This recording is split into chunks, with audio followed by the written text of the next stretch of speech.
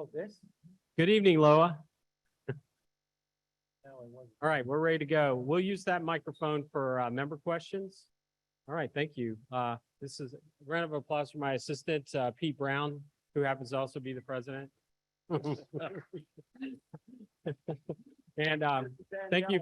Yeah, Daniela saved the day here. Daniela is here and Kimberly is here and Carolyn is here to help support the meeting. Well, good evening, everybody. Thank you for coming out on this hot evening in July 21st. We're here at the Community Center in the Marion Pronk Hall, and we're recording this for other members so they can also hear about this very important topic. The topic tonight is we're having a town hall on the security contract. And it's probably of no surprise to you that our security contract is the largest contract that Lake of the Woods has. Some of the biggest ones we have include our golf maintenance contract and our lifeguard contract for the pools. But by far, security is the largest. And if you're going to write down a number tonight, write down this number: $735,850. That is the current year's contract. And that's what it takes to operate a 24/7, 365 operation here at Lake of the Woods. And so tonight we're going to hear from Allied Universal Security Services, and I'll introduce these fine gentlemen in a minute, and you'll get a chance to hear directly from them what's important to them, what they plan to do in the coming year. The issue at hand is the Allied Universal Security Services contract expires in April, on April 30, 2023. So we have a few months to go. But now's the time to talk about an extension of the contract. And in a sense, these gentlemen here are tonight to defend why we should renew their contract. And we obviously want to give the members an opportunity to speak to that and to ask questions and make statements that the management. And by the way, I'm Phil Rodenberg. I'm the general manager here at Lake of the Woods. Been here almost 11 years. And but for the board members and the committee members to hear, the general membership to hear what's important. So we've got a good program for you, and there will be time for member questions. We're also available on Zoom, and we may have members that want to ask questions from Zoom. A little bit of before I introduce the panel, I noticed that we have board members in the audience. I was picking on Pete Brown. He's got a pretty good sense of humor, so he's our president, President Pete Brown. We have our treasurer, Walt Dirks. We have our secretary, Rick Rappaport. I don't think I missed any. We have our safety and security chair, Larry Moreland, that's here. We have our Lakes Committee chair, Leif Heineke is here. I know we have representatives from the Planning Committee and the Finance Committee. Wait, what? You got Walt.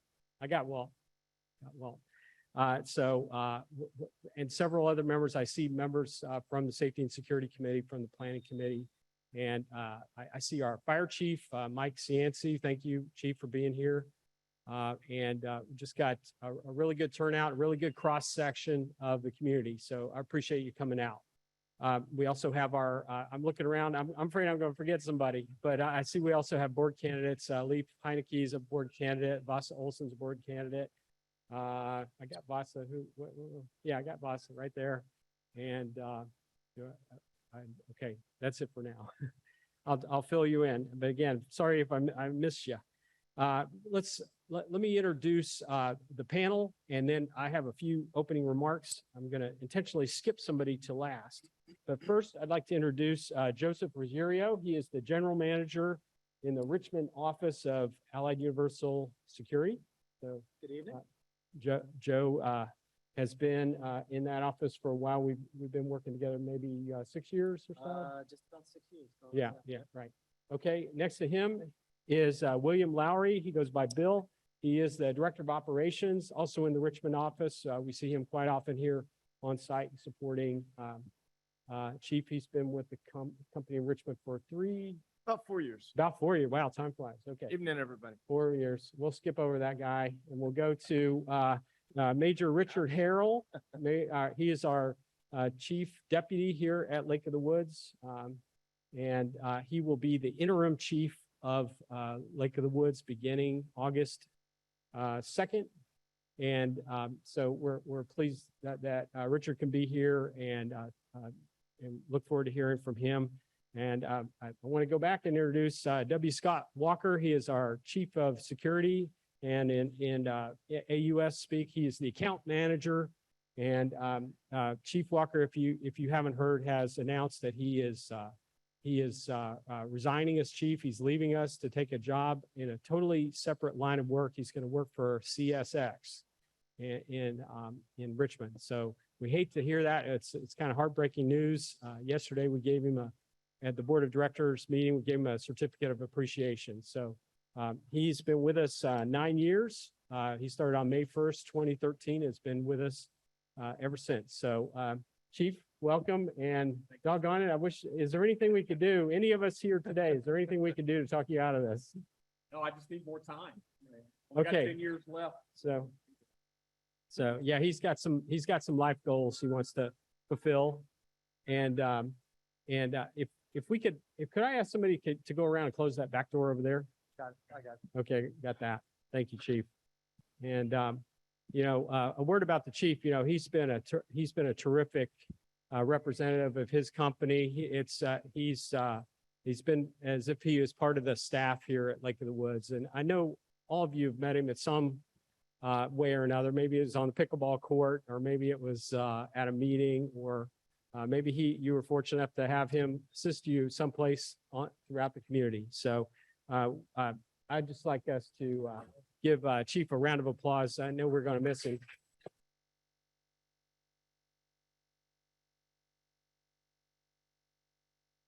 Okay, I'll try to make this brief, but I want to get the juices of your mind flowing. I want you to think about how big this contract is. Yes, it's a big number, but it's a big job.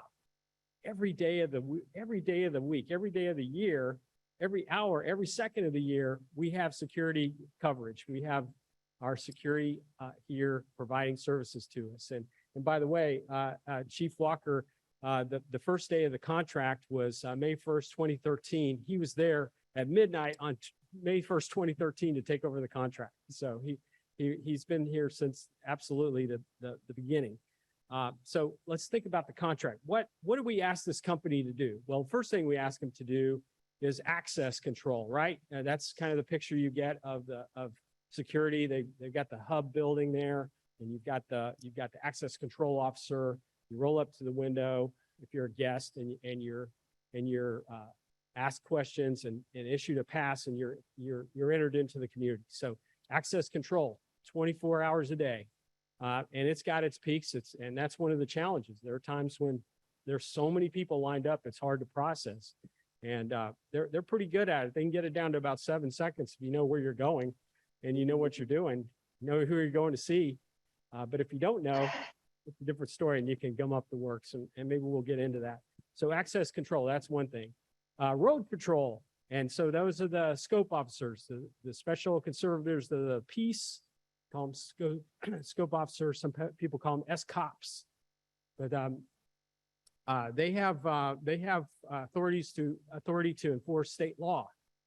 They're real police in that respect, and they enforce lower regulations. They also enforce state laws, but what stands out is the 25-mile-an-hour speed limit. That's first thing. But there's so much more they can do and in enforcing state law. So you got road patrol. You've got 2 officers out patrolling around the entire community, and they perform another task that's very important, and that's asset protection.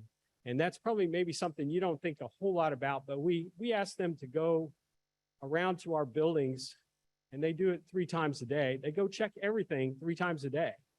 They check this building, and think about it at night. They're out checking the parks, checking the buildings to make sure nobody's broken into them. There's not anything wrong going on. And it made me think of another story, Chief.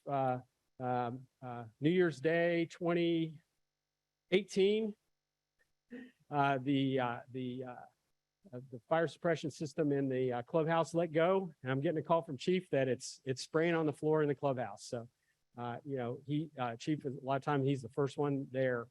Security's the first one there when something goes wrong. Somebody gets hurt, or there's something open. They're the ones that go into the building to see if anything is wrong. So asset protection, they're protecting all the things that we have, and including our main assets, the dams and our buildings. The other piece is lake patrol, and we have one boat on the water, and we have another one that'll be on the water in August, and maybe Chief can dial that in a little more specifically when that's going to happen. But we have two watercraft that can enforce lower regulations on the water.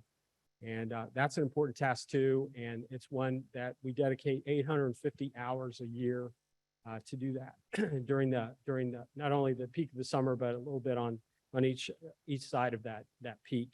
The last thing I would say is more like, we like to have meetings around here, don't we? We have lots of meetings. We have board meetings and committee meetings. We meet with the sheriff. We meet with a lot of people. When we do that, a lot of times the chief is there or the major is there to participate. So when they give updates, they come to a board meeting and say, well, here are the monthly statistics. Here's what happened at Lake of the Woods. So that's an important aspect too, that the chief is visible, he's accessible, members can ask questions directly to him. And along with that, corollary to that is meeting with the sheriff. And I would say that our relationship with the sheriff is stellar right now. It's just really good. It wasn't so great at one point, but it's really good now. And we try very hard to cooperate in any way we can with the sheriff. If the sheriff asks us to do something, we want to cooperate, because that means we're working hand in hand with them. We're not wondering what they're doing when they come in the gate. We know exactly what they're doing, or maybe we're helping them. So, and that's real important too, very, very much important. So that our chief law enforcement officer has a good relationship with security. So those are some of the big aspects. There's a lot of little things that we could get into, like getting locked out of your car, or wondering where got a loose dog in the community, and then you get into things like answering calls for service for the sheriff. That our security force is dispatched to homes a lot of times to help the sheriff's office. They'll be the first ones on the scene. That's a duty that's really outside of what we ask them to do. I mean, we're glad they do it. We want them to do it, but it's, in a sense, they're working for the sheriff. They're going to a house to maybe face a domestic dispute. And those are some of the worst. They may decide to gang up on you. So those are the kinds of things we do for the sheriff, that our security officers are the first ones on the scene and can give a situation report to the deputy and maybe say, hey, we got this. You can send the deputy back and go somewhere else. But that's a key role. And there's probably other things I've forgotten, but I just want you to get a sense of all the things they do. Get your thoughts going about what you would want to see. What do we want our community to be like when it comes to security? What do we like to see? What can we do through this contract? So enough of this introductory stuff. Let's turn now to the company. They prepared a presentation. It's going to be on the screen behind me here. I'm going to get out of the way. And so, Joe, let me turn it over to you. You're welcome to stay seated and use the mic there. And I'm going to step back so everybody can see it. And just take it from here. Can everyone hear me? I guess. Just to be clear, after we finish, I may have a couple of clarifying questions, but then right after that, we'll get to questions that you have. Thanks, Phil. My name is Joe Ruggiero. I am the general manager for Allied Universal. As Phil had said, I appreciate you taking the time to meet with us again. I see a couple of familiar faces out there. We've been here for quite a while. I think we are doing a pretty good job out here. Trust me, Phil would let us know if we weren't. We enjoy the partnership here. We've got some struggles. We've got some challenges, as every other company does. So tonight, we do have a presentation. I'm not going to bore you with 1,000 slides. It's just going to be a few slides. We'll go through them. But what I want more, and I'm hoping you guys want more, is just more of an interaction, ask some questions. What are we doing for this? Anything you can think of. And then Phil also said, maybe some changes. If you guys had a magic wand that could change something, what would you like to see changed? And then we can also talk about the elephant in the room, what's going to happen when Scott leaves. All right? Scott's a fantastic manager, great leader. He's got a backup plan. We're not worried about this at all, people. So please, I don't want anyone to worry about it. Scott has got his man to step up. We're going to get Rick in there, and then we're going to move. I'm not going to say it's going to be business as usual.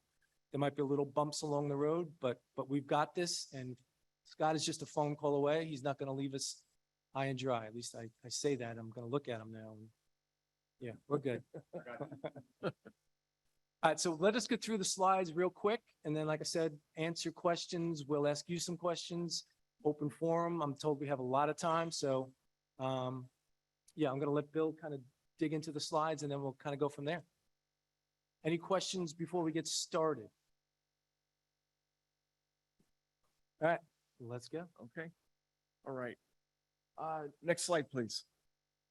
Okay. Good evening, everybody. Joe said, my name is Bill. I've been with Allied Universal for a little over 4 years now, Director of Operations, and I've been the direct support for Chief. Anytime he needs anything, my job is to do what I can to break down barriers, eliminate obstacles, come up with solutions, things of that nature to support him and give him what he needs with his team here on site that you all interact with every day. A lot has changed in the last 9 years that we've had that we've been here supporting Lake of the Woods, and a lot has changed with us as well at Allied Universal in that time. And so this first slide is going to just kind of highlight that. 9 years ago, we were primarily a man guard service company and just provided people. And it has evolved a lot. Allied Universal today is the largest security service provider on the planet, and has grown not just that way, but also across the spectrum of services that we provide in terms of physical security, period. And so, and we work with that, and we're partnering today. Chief has been connected with our technology services and working with them to come up with solutions, especially right now with inflation being at 9.1%, where it is, we're getting creative, coming up with solutions to try to take some of the sting away from that $785,000 tab that Mr. Rodenberg mentioned earlier. And it is truly a partnership. And there are a number of things that we've been talking about, and Chief's going to elaborate on some of this here in a little bit. But, there's a number of things that we provide and offer and what makes sense, here locally. So we've got a lot more resources internally available now that just didn't exist 9 years ago. So I kind of wanted to highlight that first. Next slide, please.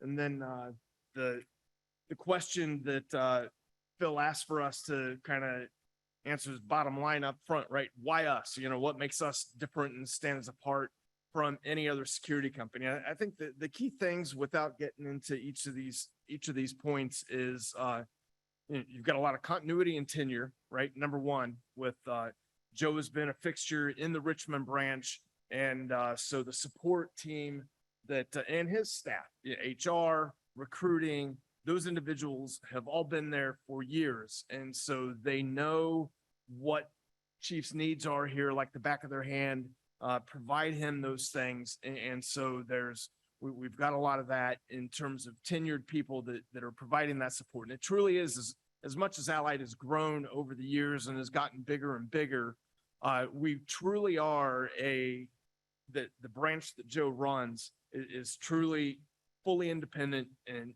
absolutely everything that Chief needs, he gets out of the Richmond branch. There isn't a need to go to California where headquarters are or anything like that. Everything that needs to be done, Joe is empowered as the decision maker to do what's necessary here locally to get things done for Chief. So in spite of our size, it's very much a locally ran, and we are empowered to make things happen. Next slide, please. Okay, I would be remiss to not have something up here real quick. These are the people that are the boots on the ground that make things happen here. and each and every day. And we would not be who we are, without the team that the chief has built over the years. And, instrumental to that as well as his deputy. And so with Major Harrell, we've got that while the resignation might be a little bit of a surprise, one of the things that we do culturally and have done for years is, I like to call it a leadership lab. And our team, our managers are cultured and conditioned to train their replacements. And you saw that a couple of years ago with Brandon Bowles. Brandon Bowles is another manager for us right down the road now at Lake Landor. And so, getting Major Harrell trained and prepared for this day is not something that started, when Chief reached out to me last Sunday. It started 2 years ago. And so he's been given the tools and the training, and we're going to continue that. It's a continuous thing. And we don't just do that here. It's all part of, very much we embrace trying to promote from within where and when we can. And part of that is making sure we've got, a bench of leaders that are on our team here so that they're ready when that time comes to step up. It's not something we're scrambling to do because we've been preparing for this day. And with that, I'm going to hand it over to the chief. He's going to talk about, I talked about a little bit about technology, and he's going to give kind of one of the examples that we have that were in the works with Mr. Rodenberg and the board to try to address some of this.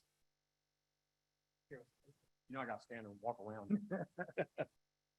Well, first, I'd like to say the support that I get from the branch office is incredible.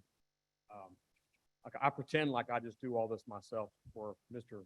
Rodenberg, but truth be told, it's these guys behind me that stand me up. And honestly, I don't do a whole lot. The team around me is what makes this program work. It's the guys in the field, the guys in those patrol vehicles, and are those smiling people in the access control hub that are answering the phones and dealing with traffic. That's who makes it all go around. Would like to thank Mr. Rodenberg for the honor that I've had to work here for the last 9 years. He visited my location in upstate of South Carolina, and I had to quickly write down, Rodenberg and Alderman were the two names that were coming with the staff, and I'm like, I'm never going to remember those two names. So, I'm always a sir and yes, ma'am. So that it didn't fail me. But when he toured our site, it was a great tour, and I was excited that AUS was actually getting more of a vertical market with our residential communities. So, and then they came up with the opportunity to Fredericksburg. I'm a history major too, so I'm like, yeah, yes. Okay. I did let Mr. Rodenberg know that I was the chief for 15 years before I arrived at this location. So, when he got me, I was already out of the oven baked, and he didn't see the 15 years of mistakes. So, yeah, he's gonna allow Chief Harrell to rock and roll here and take over. He's been with me for 8 years, sir. 8 years. He's been the chief deputy for 2 years. So, and I've always believed in the proverbial bus concept. Tomorrow I'm gone, continuity. The site can't fail. So people have to be paid, the client has to be serviced, calls have to be run. But it's been my honor and privilege. So we're going to talk about technology and a night closure. This is something that we started to think about when the economy just totally went the wrong way. When your labor rates are gone from your $11.50 an hour rate, so now no one's even wanting to talk to you unless you're at 16, 10,000, 12,000, 14,000 more than was even considered 6 months earlier. I didn't have my eight ball, magic 8 ball or crystal ball. I wish I could have seen some of the things, but when we're already spending just to put fuel in the vehicles and hit the roads at night, the cost is incredible. So one thing to confront those costs, we started to look at the labor that we have. Confront rising labor costs. Ma'am, if you can go to the next slide.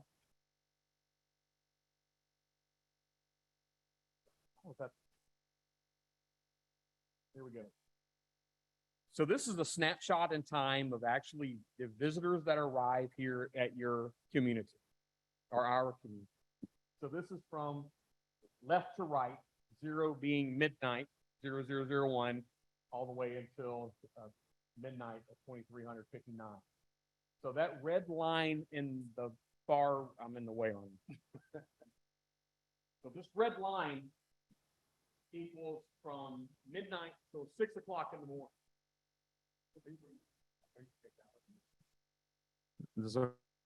Okay. Awesome. So this red line represents from midnight till 06 in the morning. So this is a snapshot of 365 days of history of how many visitors have signed into our community. So between midnight and 06, the last 365 and a quarter days, 1,476 new guests have arrived at our property. That basically comes out to 4.04 guests per day. So we're spending the exact amount of labor cost that you see up here when we're in the 10 o'clock hour and the 11 o'clock hour when we're processing closer to 15,000 guests a night. So we're spending the exact same dollar amount for an 8-hour shift that so this is the reason why we thought the next slide is the concept is plausible. Next slide, ma'am. Of course, we are TechWave users here, and TechWave has a product called their All Box. So this is a more sophisticated system than you're used to seeing in an office complex or a residential high-rise, where you come to an elevator lobby area and you search and you dial a number and the door buzzes and lets you in. So this is a system that is self-service visitor management. It does the e-pass. It also does the QR codes that many of you may be familiar with, where you send the QR code to your guest arrival. And it has the residential directory. And go to the next slide, ma'am. This is what it looks like deployed in the field. Just some different pictures there. And what this will do is your guests will come up to this and they will find your last name on the directory screen. At that point, the guest will touch that screen, and it has, I think it does have a 4-digit number associated with a property. That's not your phone number. It's a randomly generated number, but it does use data that you've given us in the past. And then it calls your home phone.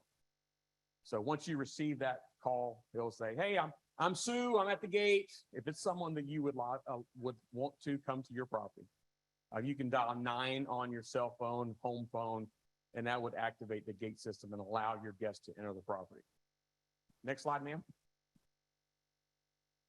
Of course, to do this, if the access control officers are not there and we're using technology, we do have to block some areas so they can't just drive on them. So we would be adding a Magnatech gate operator to your current guest lane where they come down and speak to the access control officer. And we would have to add exit lane. Of course, your exit lane is a lot wider because it is almost a dual exit lane. So it is almost twice as wide. But we'd have to secure that area. We would also need to secure the area between the Holcomb Building lawn area, so you couldn't divert out of a member lane and cut across the landscaping turf to gain access to the community. So you would have to harden the complex. Next slide, ma'am. So of course, this is a Google Map view of your access control point, Lake of the Woods Way and Lakeview Parkway. These two boxes closest to the guardhouse would actually be your new exit lane, closure gate, and also your entrance lane. In front of the guardhouse, we would need to pave a turnaround zone. Of course, if you don't want to see Sue can't sit there. Sue has to leave, so we have to give a place for Sue to leave. So we would pave a swath of landscaping in front of the current guardhouse structure, and that would be a diversion lane that would allow that guest that's not allowed entry into the property to exit the property. So during the business day, yes. The red box to the right, is that where the? Haven't got there yet. Yeah. Yes, sir. Okay. Yeah. In front of this This is where the all box would actually sit. Now, you remember that one screen where it showed it with the stone wrapped around it? It's very aesthetically pleasing. There's also something else that does that. No one wants to hit a stone wall with a car. These systems are very expensive.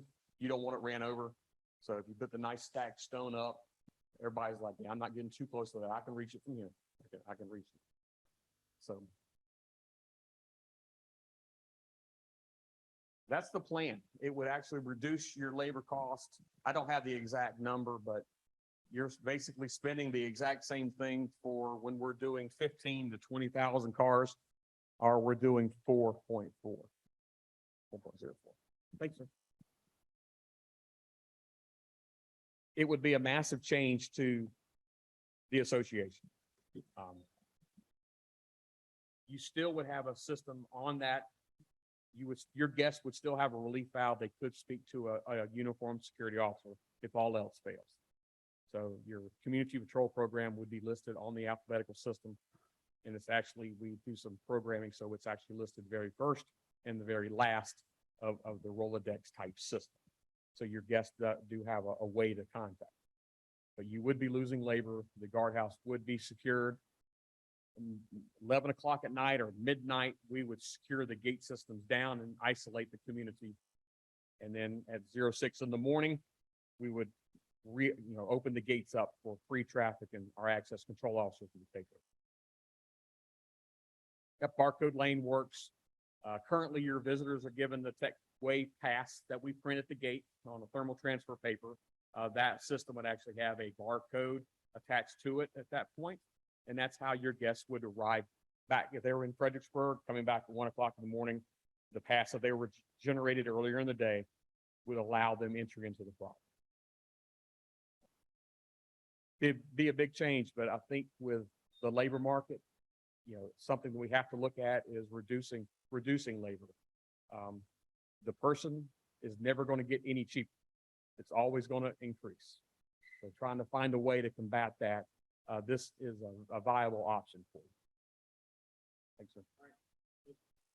Thank you, Chief, and thank you, Joe and Bill, and for that overview. We can have lights back up. So let me ask you a question, and whoever would like to answer. You talked about some of the challenges you're facing. And maybe you could recap those. But what I heard is labor is a big challenge right now. So what other challenges do you have for security that you're facing? Let me just throw that big. Well, I can broad talk question. about the labor itself. As everyone knows, wages have gone through the roof, and then there's a lack of labor pool to choose from. I can't explain it. Many of us cannot explain where these people are getting money from, but we are trying to hire. We're offering incentive bonuses. We are doing everything possible to get applicants to apply, to come on board. Competing with the talent pool we're picking from, honestly, is customer service. So anyone that is maybe working at McDonald's or CVS or things of that nature, we're picking from the same talent pool when it comes to gate access. They're entry-level positions. When they're paying $15, $16, $17 an hour, and we're paying a lot less than that, it's very difficult for us to hire anyone into this particular site. I'm not going to say this particular site. I shouldn't say that, because even at some of the sites where we are paying much better, the applicants, they'll go to the site, and for some reason, that's the last you'll see of them.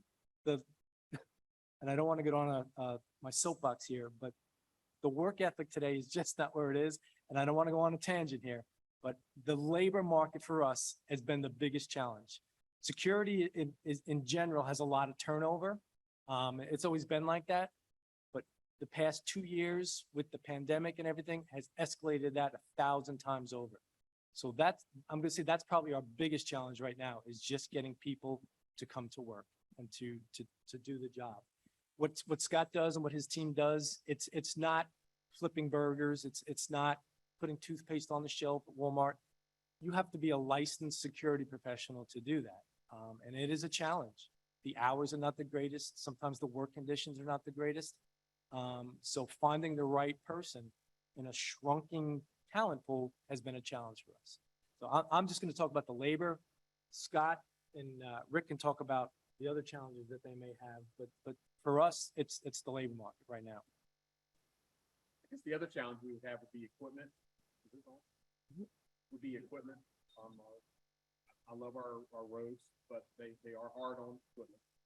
We've never lasted the lease term of any vehicle that we've had here. We've always had to get roughly close to 100,000 miles if we can, and then we're having to replace vehicles. Yeah. Membership base, we have 99% of the greatest people on the planet that live in the gate. That 1% causes 99% of the work. And What about technology? You've listed some good ones. We talked about labor, we talked about equipment, wear and tear on equipment, particularly vehicles. And you talked about the 1% in the community. What else do you see as that? Would you list technology? I would list technology because we have some amazing technology on site, especially with TechWave, Tech Control. But getting the membership base to use that is challenging.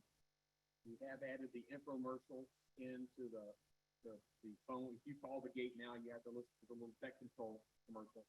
And that's geared to make you get tired of listening to the Tech Control commercial and start using the system. Most people don't realize how large you are. You are a large, very extremely large gated community. And we'll do 10,000 guest scheduled phone calls in a 30-day period at the gate. So right now we have a dedicated support staff person, and their only job is to make sure that phone gets answered every time. So we do have some technology in place to not have that labor necessarily, but getting the membership base to use that technology has been a challenge. Right. What about traffic? Do we need to worry about traffic in Lake of the Woods? The traffic logic display board that we have right there below the clubhouse has been an amazing tool for us. I did share some of the metadata with Mr. John Bell. He's an amazing low road volume. That's what he did for the government. And the data is incredible. The 75 percentile speeds that we see, the top end speed checks. You know, we plot, of course, the system goes dark. If you try to test your speedometer on those systems, once you get past 45 miles an hour, it says the heck with you, and it just turns off like it's not working. But it's recording data the entire time. And we've tracked up to 75 miles an hour. Incredible. You can think of we're a gated, we're a residential community. Our members are walking dogs, we're cooking baby strollers, children, people on bicycles. That's an accident waiting to happen. And we do have funding to purchase another TechWave, not TechWave, sorry, traffic logic board, and we are looking for the Spotswood area right now to put that one.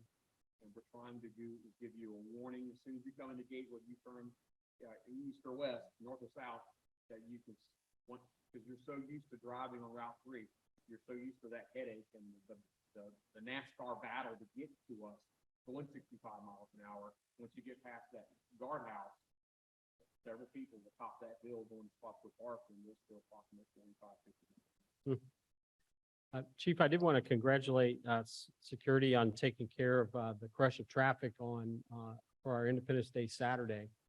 We did not have a law enforcement opening. Is that correct? That's We were able to handle everybody coming in, properly check them all in. Process close to 1,400 guests. I wish I could take credit for that. That's the Lowry plan. He was a command MP in the United States Air Force, and with the large air shows and other events that he had to support on military base, they turned all their exit lanes into entrance lanes to control the hundreds of thousands of people that go watch these air shows. That is the Lowry plan. He drew it out. I told him he was absolutely crazy. This was never going to work, and we crushed it. Yeah, we did. Done it successfully on 2 major holidays, and we've never processed close to 1,400 Right. guests. That's incredible. I want to ask this question of the chief and the major, and then we'll be ready to take your questions. Chief and Major, what are some of the little things that security does that maybe we're not talking about here? What are some of those things that you do? Can everybody hear me? Is it working? Yeah.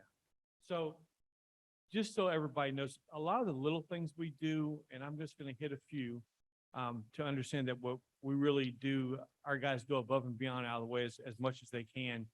Anywhere from coming to somebody's house and resetting their microwave, going in somebody's house and helping them get a squirrel out of their house. My wildest one was whenever I was on patrol, because somebody had lost their umbrella and went up on top of their house. So the lady asked me, "Can you get it down?" I'm like, "Well, we'll try. We'll see what we can do. You have a ladder." So we got a ladder, but it was kind of old rickety ladder, and we couldn't Oh. get up there too Hey, well with all of our Rick, gear. I and don't want to everything. hear this. I don't wanna hear this. And This has and got workers' comp written all I'm a over big it. guy anyway. So I said, well, let me look around. Do you have anything that I can maybe get it with? So lo and behold, somebody had she had a fishing rod and it had a hook on it.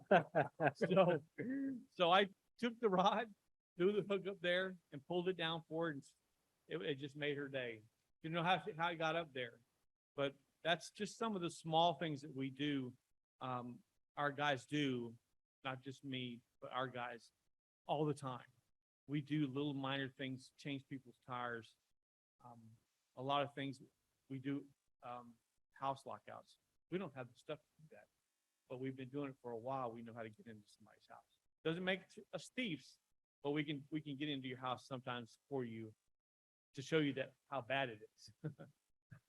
But it's just little things we do, a lot of it that we do that I couldn't say them all. Just little small things like that to try and help out other people and everybody that needs it.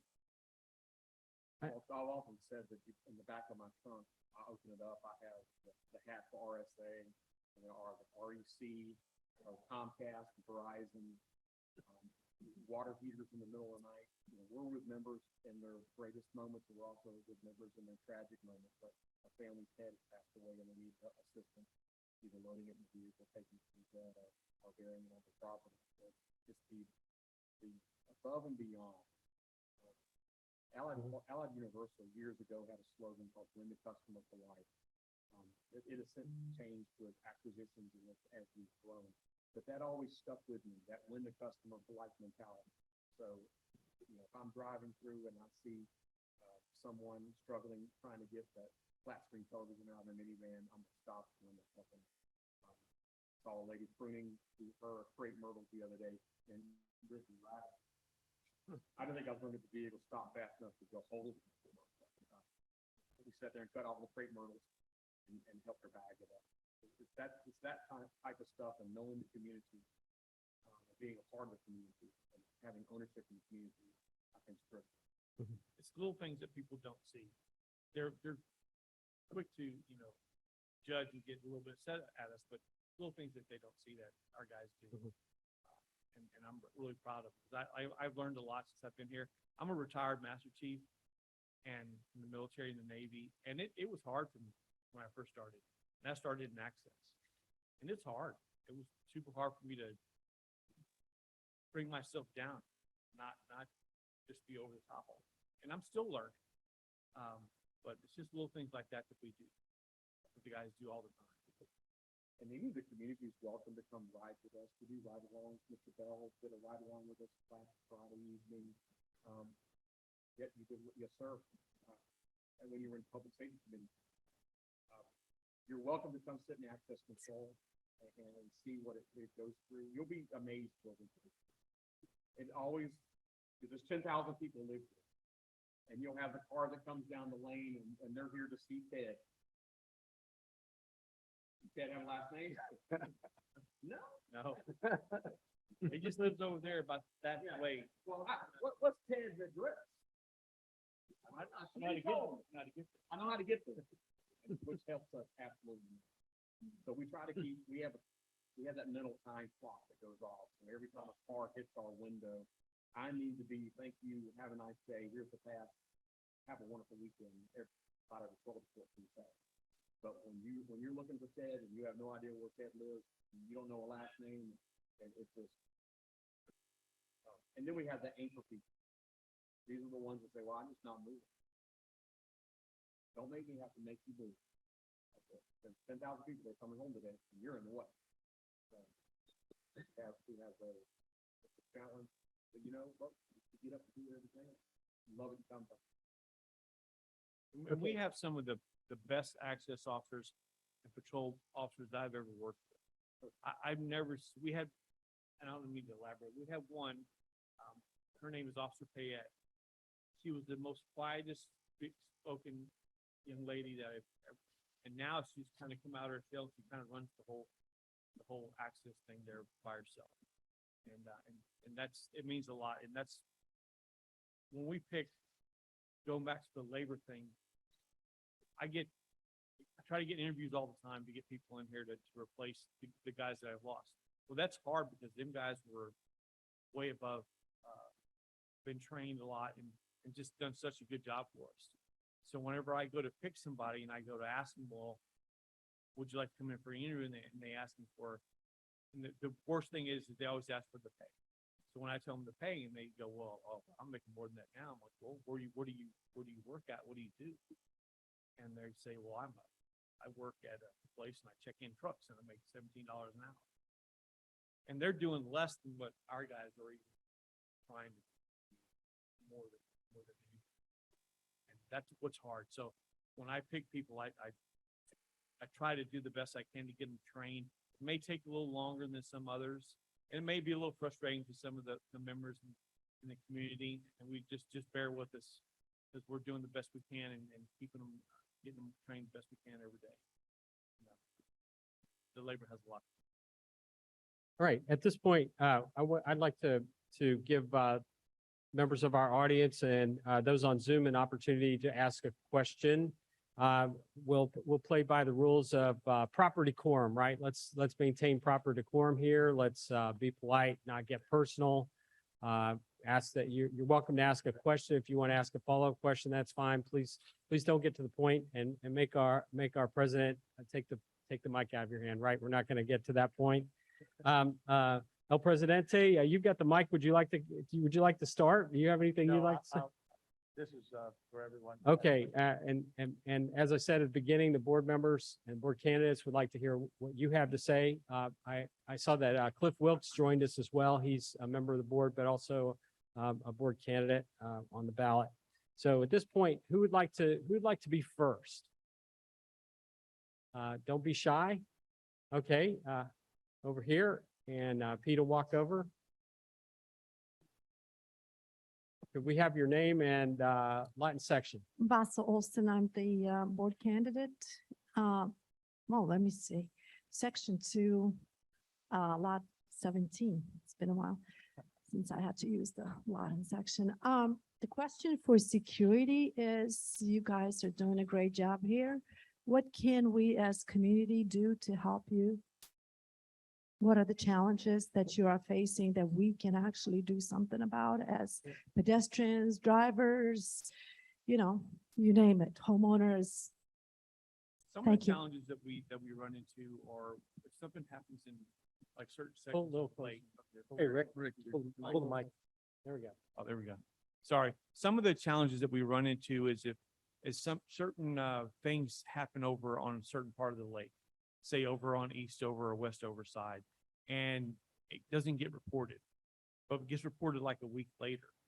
So that's a little bit, we're already behind there a week right there to find out if it's happened at 1 or 2 or 3 times at other properties. And that's how we use Mr. Moreland with the watch people back out there, see if they know anything, have they seen anything out of the ordinary.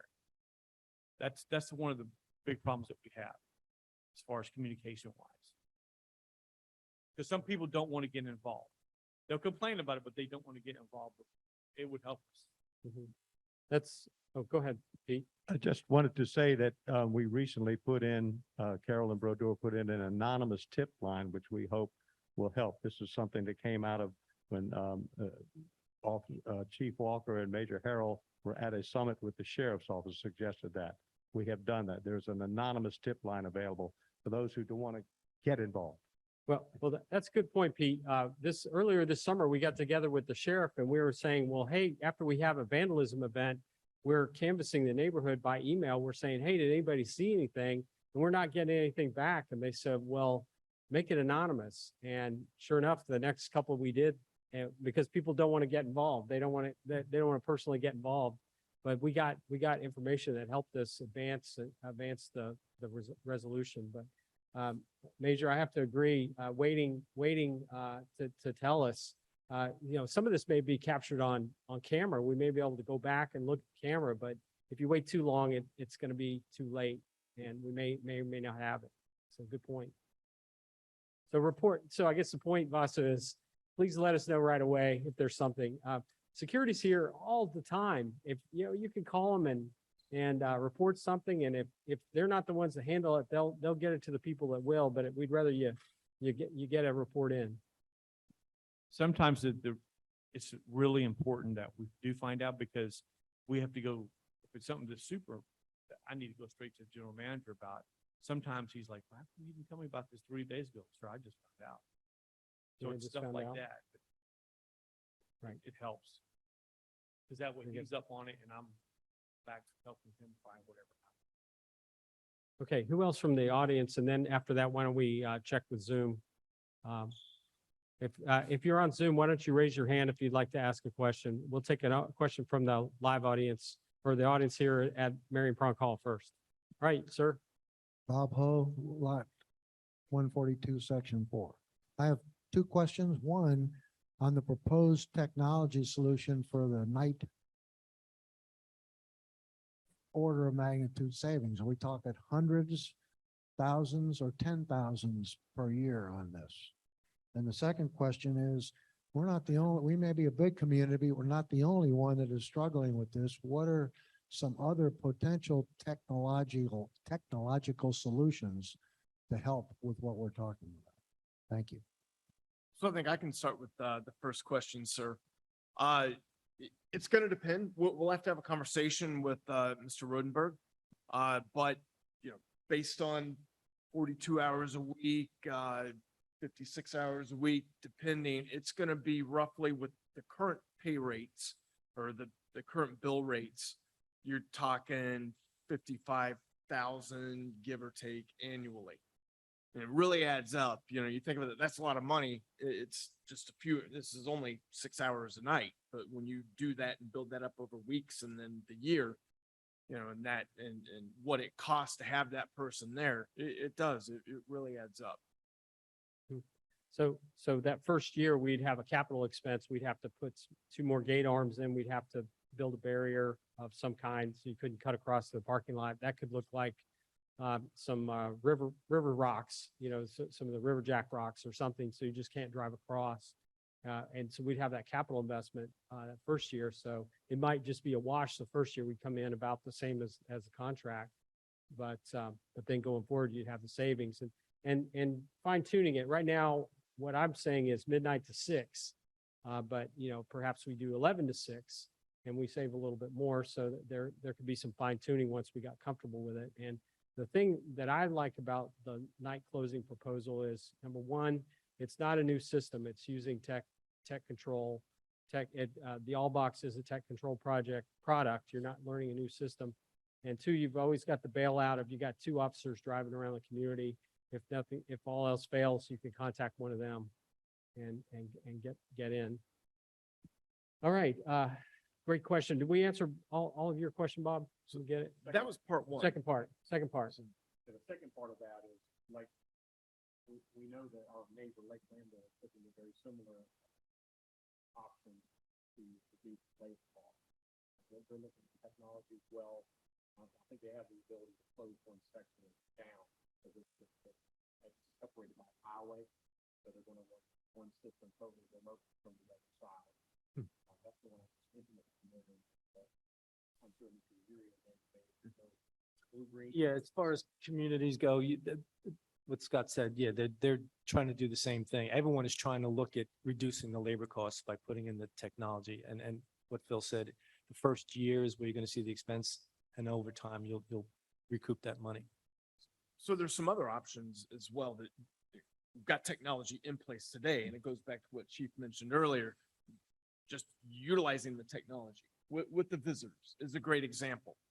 If we can condition into the visitors, look, there's an application that you can go into. You can get pre-announced basically to come in and access the community. It's the folks that aren't using that causes the traffic to start to queue up and things of that nature. So, you know, we've got things that are there today that we certainly have an opportunity to optimize, and then looking at, you know, solutions to try to make that a little bit simpler as well. And that will help, you know, has the potential to, you know, get things at some point down to where that second guard that's there during the day, you know, we can get that so that that traffic throughput is happening in an automated fashion, to be able to look at options, because we've talked about that as well, with that second guard to further reduce that. And for us, you know, this is a partnership. We want to do that. You know, what it will allow us to do is to then get the wages for these officers where the wages need to be to get the quality and retention of them, without, you know, having that bill at the end become complete sticker shock for Mr. Rodenberg. Right. And I've also been asked if I'm opposed to volunteerism. And absolutely not. To get to your question earlier, that was at the time of reporting, volunteering in neighborhood watch, volunteering to answer phones, guard house, anything that we can do to offset some of the labor costs, it should be a payment. I also think that when we do that, it may enlighten some people on, hey, maybe telling your neighbor, maybe you should use tech control, because man, I was in there the other day and these guys have got calls after calls after call, and they're still trying to answer the radio too, to somebody going to a domestic or something. It's just little stuff like that where tech control is such a big technology tool that it would help a lot. And that again goes back to where we might not need that second officer in there for support. Let's go to Zoom. Oh, did you, I said you could have follow-up questions, so go ahead, Bob. And then we'll go to Zoom. So I see a hand up on Zoom. Yes, I did have one more question. Chief, you said that the leased cars, the vehicles never last a full term because of the conditions of the roads? Or what, is that because of the tar and chip, or what is causing that? I love the tar and chip roads. I mean, I think it's a very cost effective way to maintain the amount of roads that you have here. But you do see wear and tear on our vehicles. You see the loose stone, getting calipers, suspension has issues. Of course, we also have like 9.9 other off areas that are extremely rough on our vehicles. We're trying to get the most we can out of it. We use local vendors to support our fleet, so you know, we're always keeping up with the maintenance of those. But yeah, the roads are tough. Of course, we're also, you know, how many times we're turning left. I had a lot of experience with this in the military, right? You know, our police vehicles, the same thing. And what I don't think people really, these vehicles are on the road 24/7, 365 and constantly being driven. Technology today has actually helped in some regards, because when the vehicle when it's stopped, like at a stoplight or a stop sign or something, then it'll actually shut down. So if it's paused, then that helps, and it helps with our fuel savings, and it helps also with just the engine idle time. The other part of it is 25-mile-an-hour speed limit. Vehicles are not designed to run in first and second gear all the time. And so the transmissions get replaced on a fairly frequent basis, much more than a normal vehicle would. So those are things that are, they're necessary, and it's the cost of doing business.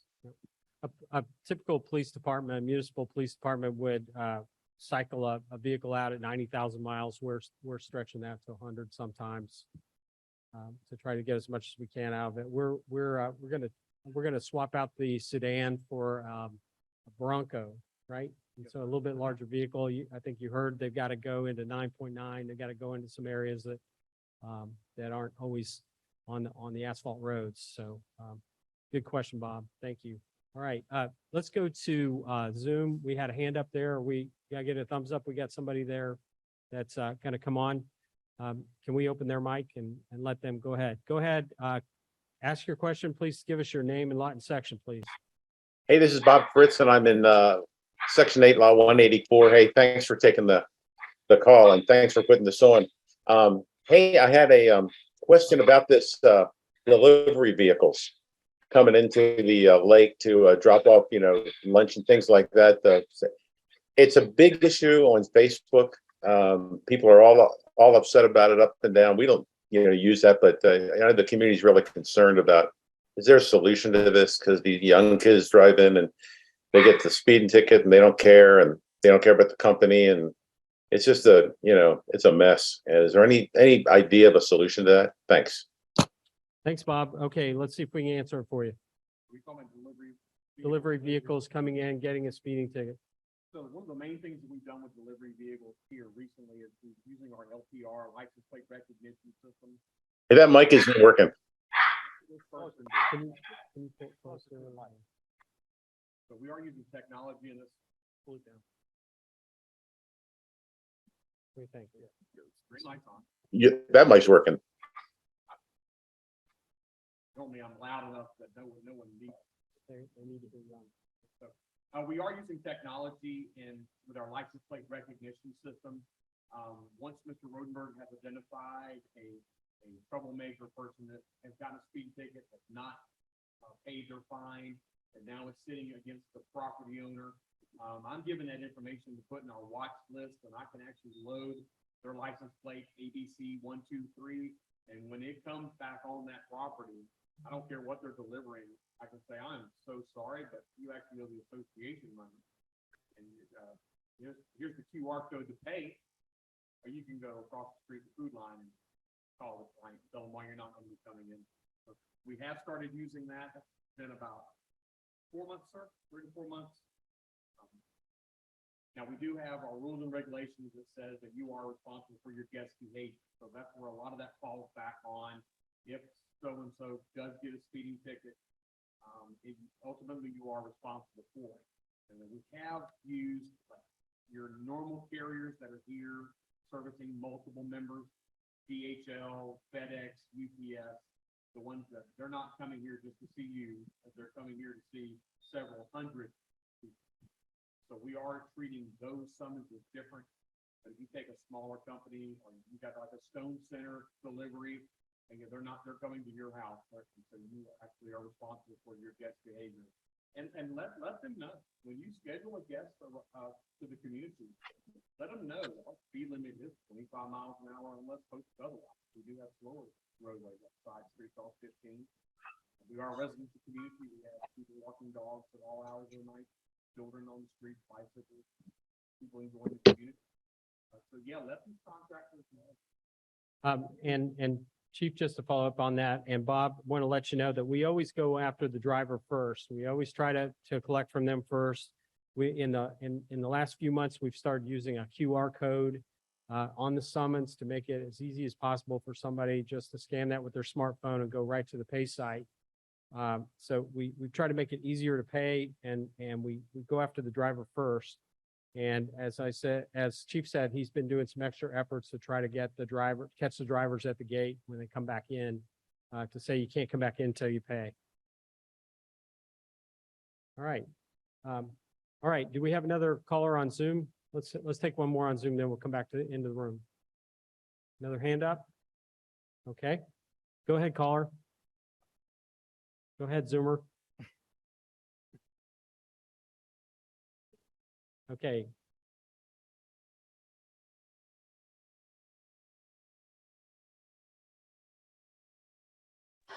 Hello.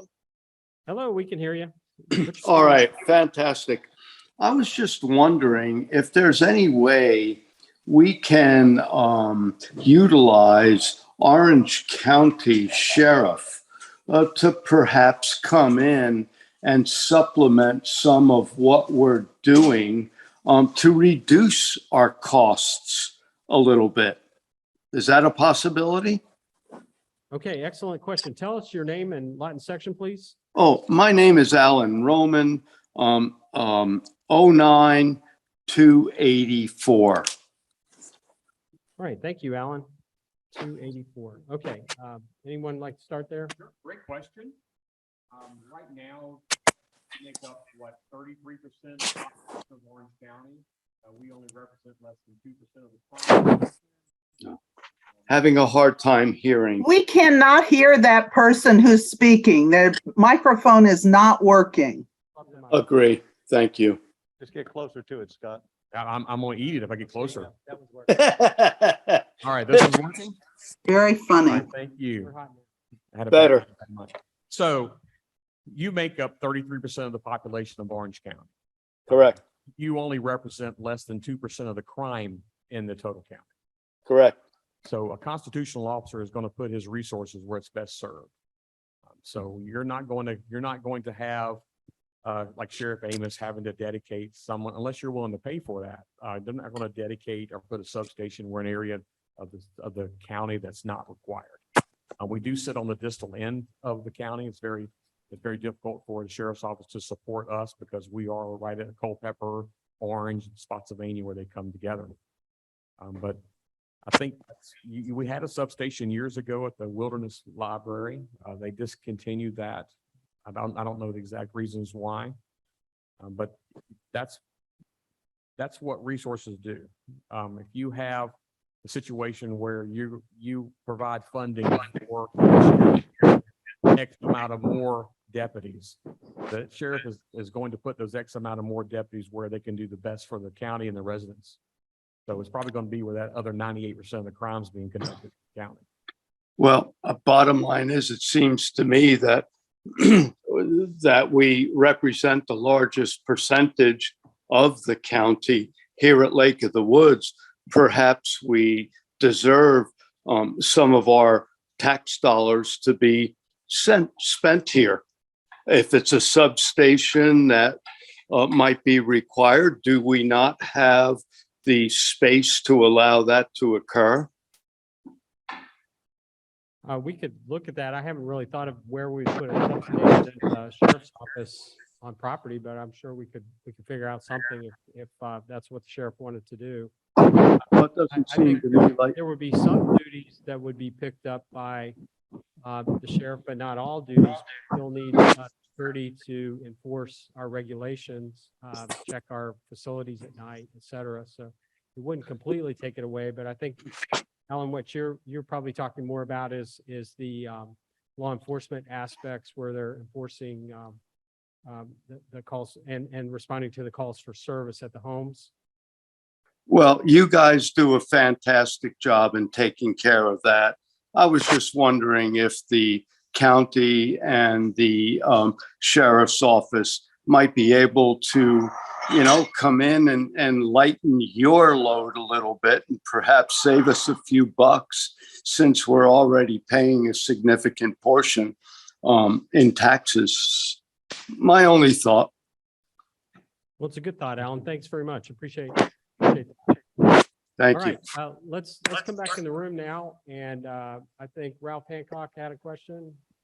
Saw a hand earlier. Ralph, you got a question? Yeah, Ralph Hancock, 1089. I just have a question on 11 to 7 in the morning or 11 to 6, and with this new entry system.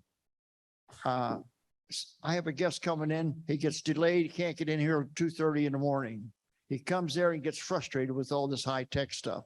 Is there a button you push and the officer comes and assists him? Yes. Yes, There sir. is.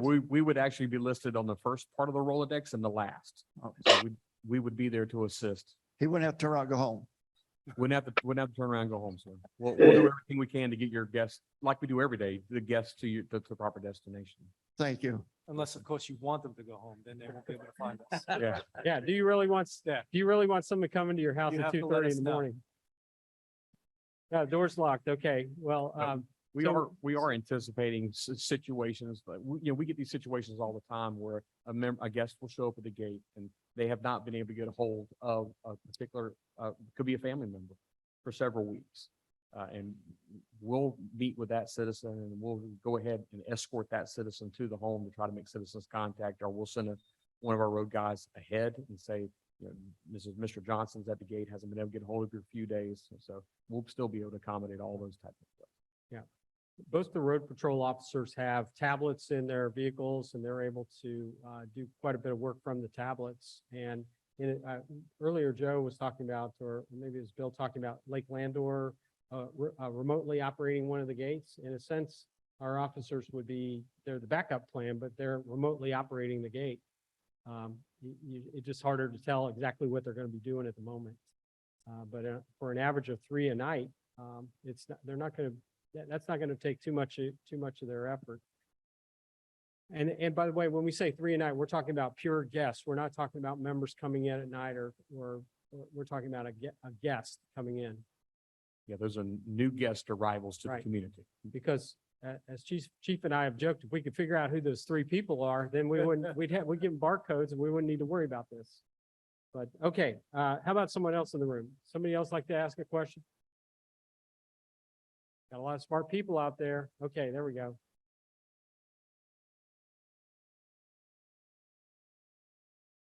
Leif Henneke. I'm in section 10, lot 129, and I'm a candidate for the upcoming slate of lower board members. So my question is to the Allied Universal management.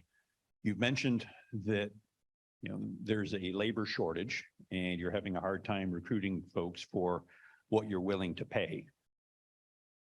Can you help us all understand how your contract is set up? If this is a fixed price contract for a set number of labor hours, if you need to increase pay to attract a higher caliber of candidate, then you just need to erode your profitability. And is the corporation looking to make an investment in their partnership with LOA by doing so? Great question, and Bill had the same exact question. Contract security is a penny business, honestly. We do not make a ton of money. We have a set markup that we use, and I'm going to be honest with you, the partnership that we've had here, this site here probably has one of the lowest markups that we have of any site that we do. Don't So- tell anybody else, okay? Yeah, I know. We're okay with that because Phil has been a great partner. The chief runs things. You guys run things very well out here. But there is a point where we won't be making any money. We joke when he was talking about the ladder, going up on the ladder. We have a lot of workers' comp claims here because the officers are doing a little hands-on. So the profitability we're making here is very minimum. I'm not gonna lie. We use this as a model home to probably help sell to other communities, but we are making very little money on this account here. So the answer to your question is, I'm going to say no as of right now. It's not something that I haven't addressed with my bosses. But as of right now, the answer to that would be no. Okay, then I'll follow that up with kind of a corollary to Bob's earlier question. Are there technologies that you're using in other customers and other contracts that you have in Virginia, nationwide, worldwide? Are there technologies that you could bring in here that would allow us to reduce our labor costs, since that is the largest component? Yeah, I think part of this meeting is to go over some of those things, and the unit you guys are looking to install is one of those things. We have technology, we use cameras. Now, I don't know if all of that can correlate to a residential community where we're doing patrols. I mean, we do have robots, but again, it wouldn't correlate to this particular site. But it is something we have discussed with Phil. And that's what kind of brought up the gate management system and things of that nature. I would love, well, I don't want to say I would love, because my bread and butter is definitely the labor, the bodies here.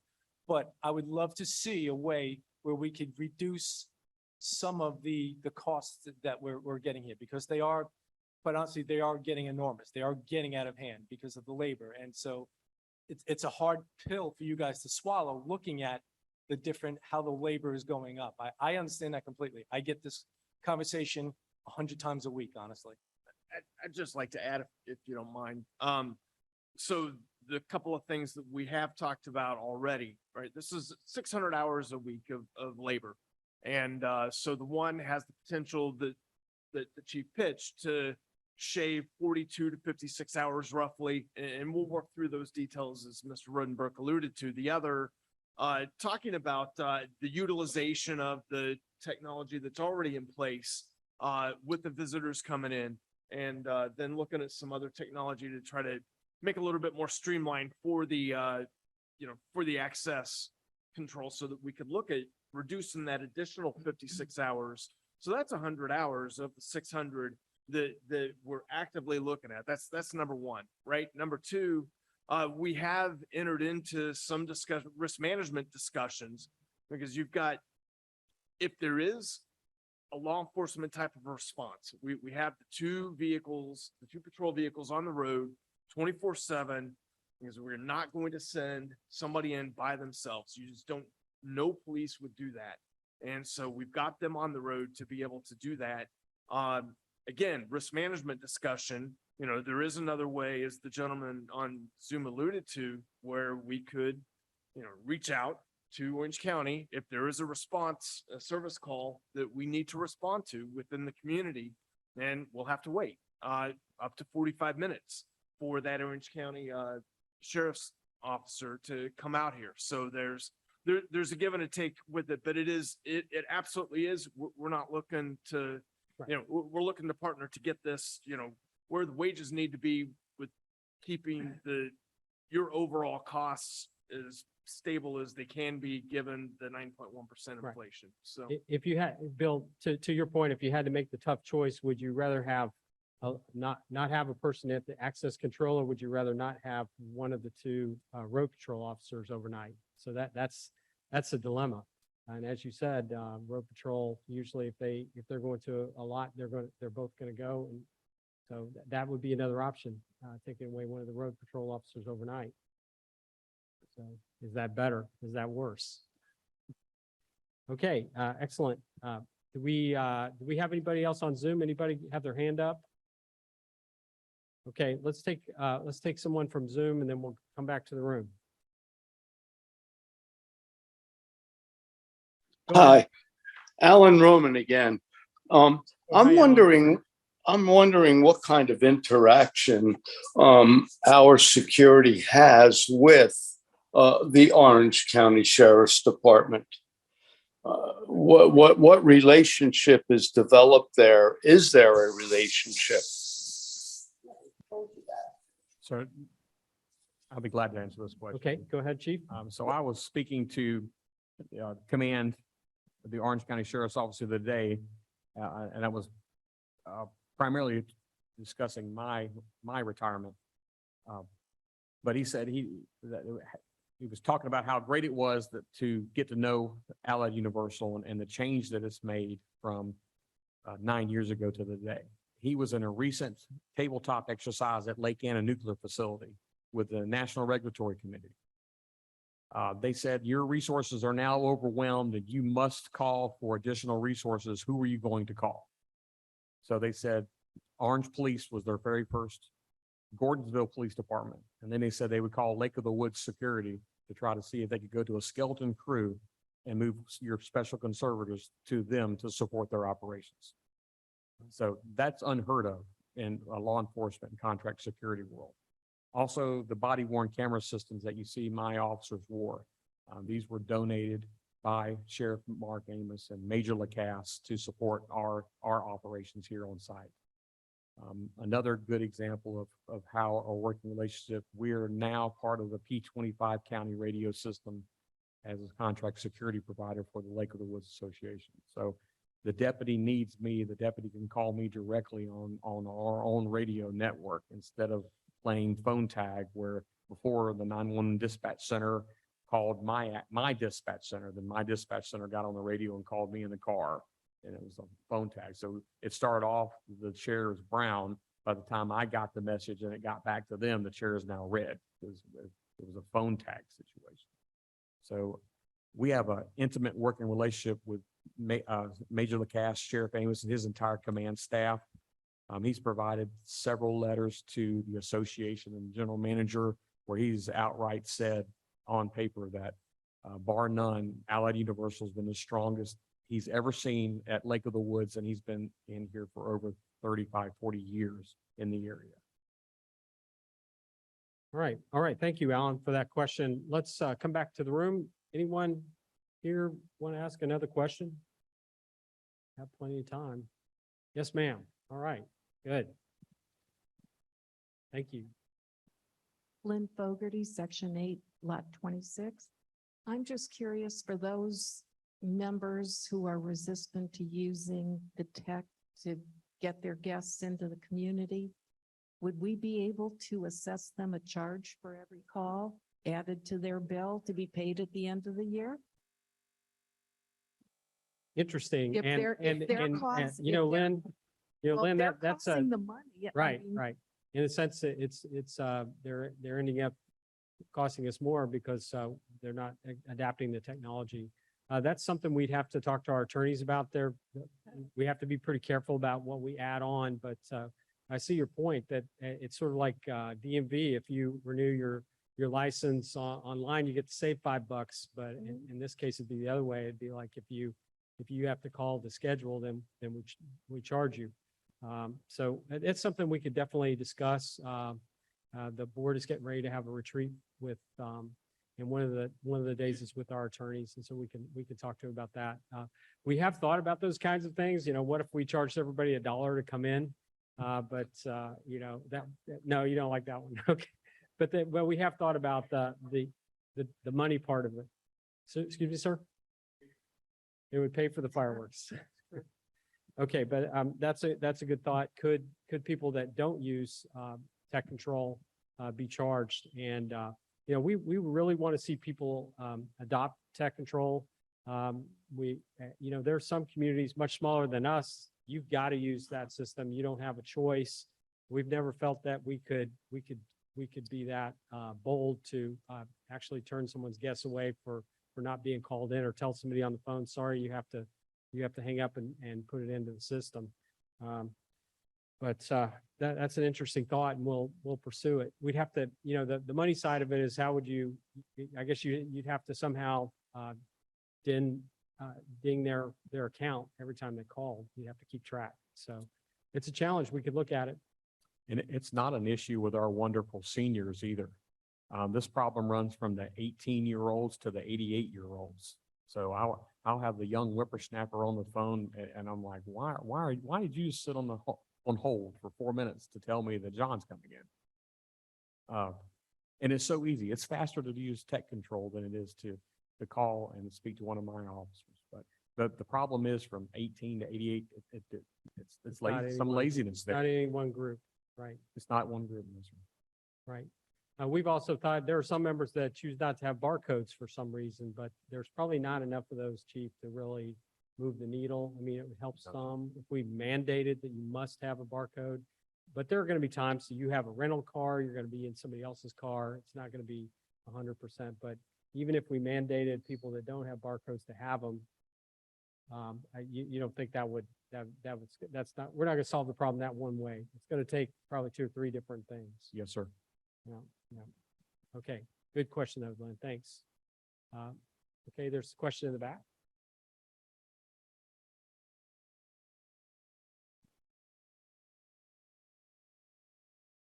Could you, section 9, lot 140, I think. I'm Kimberly Toon, the Community Operations Manager, if anybody doesn't know who I am. Could you please explain what happens when somebody has a birthday party or a large event and they forget to call in their guests? Chaos. Yeah, chaos. So if you're having any kind of event in the community that's going to impact the gate. So I mean, it's not like Community Bridge where people that are coming to your house, the 25 ladies or men coming to your house live in the community, so they're not coming in the gate system. You need to have all those guests scheduled in tech control, be it if you bring me a list or if you do it yourself on tech control using the technology. If it's large scale events, like some of our weddings, our large committee groups, We'll actually do specialized custom passes at the gate with the groom and bride last names on it, so we can get those guests processed in. It can take us, if you're thinking of a wedding with 300 plus guests coming in by vehicle, and it takes me 20 seconds per guest times 300 vehicles, the wedding's going to be over before I get the last guest in. So, but do use tech control. Make sure your guests, I know you're going to meet them at the community center. I know you're going to meet them at the beach. You're going to the clubhouse. Make sure your guest knows that they have to be registered under an address. So they can't come and say, I'm going to the beach, which we have 11 of them. So I'm always like, all right, which one are you going to? But they have to know they're going to 123 Yorktown Boulevard or Appomattox. That way we can print the pass for them. A lot of our guests, it's not their fault. They're not made aware prior to their arrival of what they need to have ready. So as long as you're scheduling guest arrivals, make sure they have the address and we'll get them in there. Any large scale function, contact myself or Chief Harold, and we will do specialized passes for the event. We use company logos, whatever we can do to tailor that guest pass to your event and make it a smooth. So all they need to know is they're here for the Johnson's wedding, or I'm here for the Johnson funeral. I'm here for the Johnson's birthday party, and we'll get them to the right place. Good point. All right, I'm sensing we're getting toward the end. We've got a couple of, all right, here you go. Pierre Payette, Section 10, Lot 90. It's a continuation of the last discussion there. What about things like AARP meetings? I don't have any idea who from outside is going to come in. We had a couple of guests had a hard time getting in for last Monday's meeting. And I admit that's the first meeting we've had in almost 2 years, but what do I do about that? I can't give you a list of names if I don't know who's coming. Sure. And this is the event going to be like the clubhouse? Excuse me? What is the event? It's the AARP meeting, but I'm sure there are other clubs Monthly too. meeting of a club. Yes, so just let us know that either a couple of days before the event, and we'll be prepared to receive those guests and get them to the right location. Thank you. What kills us is the ones that just come up, like the TED example I did, are the ones that say they're here for the event at the community center. And then we start going, Okay. what can we, So basically let you know the event's going to happen. yes, sir. Thank 2 you. days in advance and we'll be prepared for it. Thank you. Thank you, sir. And we try to over communicate big events. Community activity staff will make sure that security knows, but it's also good that the member also get involved. Yeah, Ms. Toon has done an amazing job. I believe I received an email from her this week that it was September events you were already giving us heads up data on, and that's perfect. Right. Okay. All right. Going back to Lynn. Okay. Regarding speeding tickets and outsiders, don't your officers have the ability to give Virginia state tickets? Yes, ma'am, they do. What if we just gave all the outsiders the tickets and let the state deal with them? Well, one thing that we do is we treat all citizens the same regardless. So I can't get in a situation where I'm treating someone's daughter or grandchild different than I'm treating the UPS driver. So does that make sense? You could ticket the UPS driver too. Yeah, but I'm not going to give the $300 ticket to a UPS driver and a $50 ticket to your daughter. Everyone has to be treated the same. Well, I guess, Lynn, to your point, if we stop giving LOA summonses to LCC to come to the Legal and Compliance Committee, you're saying give them statewide, uniform statewide summonses. Oh, if they don't live here. Yeah, you're talking about separating members from visitors. I mean, members, you have a way to collect the fee. Yeah. I think that puts us in a bad situation from a law enforcement standpoint.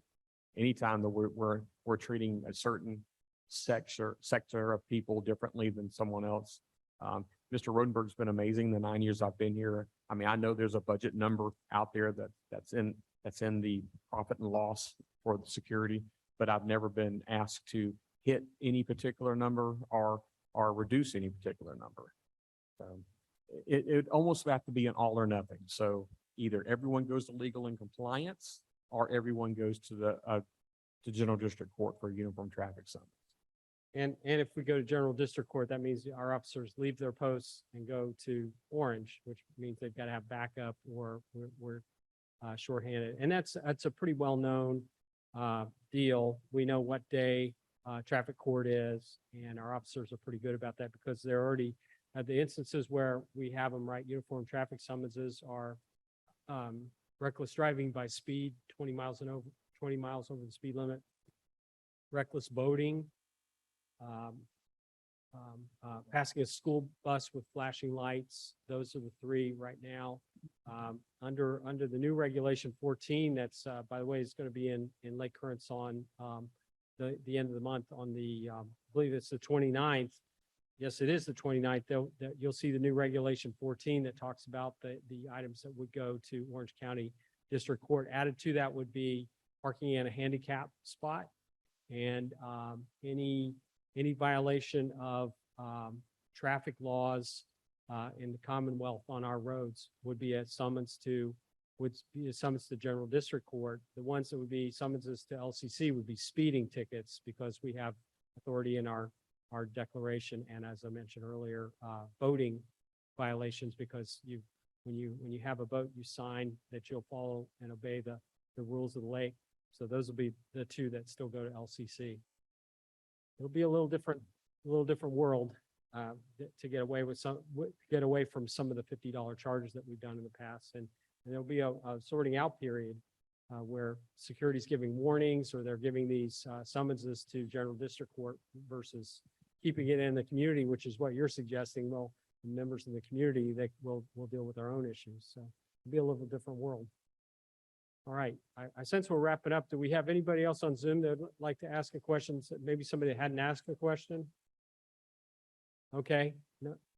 All right, somebody want to get the last question, last word? I'm looking at Larry Moreland. He's pretty satisfied. Larry Moreland's also our neighborhood watch coordinator and has over 1,000. I'm going to get the number. I'm going to get it wrong. 1,400. Good grief. 1,400 are on the neighborhood watch list. And from time to time, we say, what have you seen? What are you seeing out there? So thank you for that, Larry. Appreciate it. Anybody else? We really appreciate you coming out. And Thank with you for- Mr. Moreland, National Night Out is right. Tuesday, August 2nd here at the Right. community center. Who's going to be cooking the hot dogs? Have we solved that problem?